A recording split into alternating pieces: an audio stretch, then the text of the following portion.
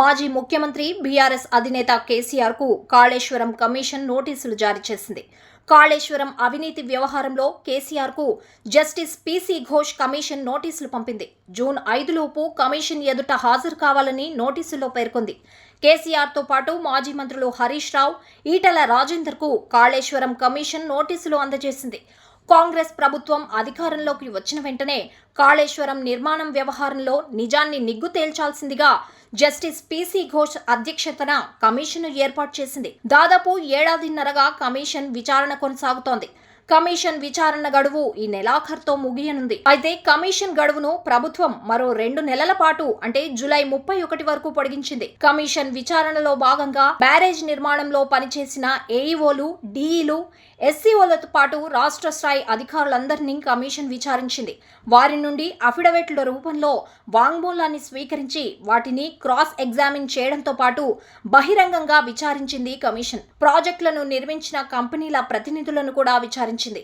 అలాగే project design చేసిన కంపెనీల ప్రతినిధులను కూడా కమిషన్ ఎంక్వైరీ చేసింది. ఈ ఏడాది పాటు సుదీర్ఘంగా జరిపిన ఈ విచారణలో దాదాపు అందరూ కూడా కేసీఆర్ పేరే చెప్పినట్లు తెలుస్తోంది. బ్యారేజీకి సంబంధించిన స్థలాల ఎంపికను ఎవరు చేశారని ప్రశ్నించగా ప్రధానంగా అప్పటి ముఖ్యమంత్రి కేసీఆర్ పేరునే ప్రస్తావించినట్లు సమాచారం. స్థలాల ఎంపిక, బ్యారేజీలకు సంబంధించిన కీలక నిర్ణయాలు, చెల్లింపుల నిర్ణయాల్లో కూడా ఆనాటి సీఎం కేసీఆర్, అప్పటి ఆర్థిక మంత్రి ఈటెల రాజేందర్ ప్రమేయంతో జరిగినట్లు ప్రాథమిక నిర్ధారణకు జస్టిస్ పీసీ ఘోష్ కమిషనర్ వచ్చినట్లు తెలుస్తోంది.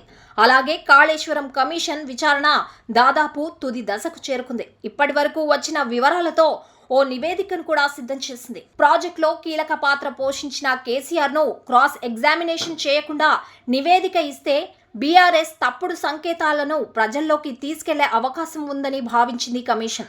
కేసీఆర్ ను స్వయంగా విచారించాలని నిర్ణయించింది.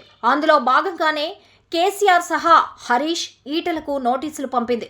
జూన్ 5 లోపు వీళ్లు కమిషన్ ముందు హాజరై కమిషన్ అడిగే ప్రశ్నలకు సమాధానాలు చెప్పాల్సిందిగా జస్టిస్ పీసీ ఘోష్ నోటీసుల్లో పేర్కొంది.